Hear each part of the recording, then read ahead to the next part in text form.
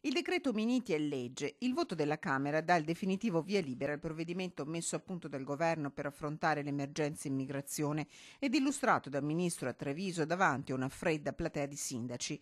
Via libera ai centri di permanenza per il rimpatrio nelle regioni, tempi più rapidi anche per il diritto di asilo. Di segnali di cambio di rotta parla il governatore del Veneto Luca Zaia, critico sulle politiche adottate da Roma che attende dopo le parole i fatti. E un passo avanti arriva anche dalla Marca, dove gli 8 comuni della rete SPRAR con capofila a Treviso si aggiunge Vittorio Veneto. Si è unito anche Vittorio Veneto, questo ci consente di arrivare ai 50 posti previsti dal bando al quale abbiamo partecipato.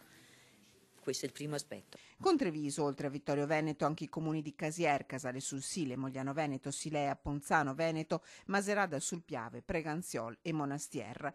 Una rete e un passo avanti che va ad aggiungersi alla sottoscrizione del protocollo ANCI che porterà a regime la politica di accoglienza legata allo SPRAR. La parola d'ordine resta quindi collaborazione con la prefettura e con i comuni. Va incontro a quelle che sono le linee del Ministero, quindi penso di sì. Io credo che nel momento in cui c'è uno spirito di collaborazione così deciso e sul quale non si può veramente mettere alcun dubbio, poi le cose si risolvono.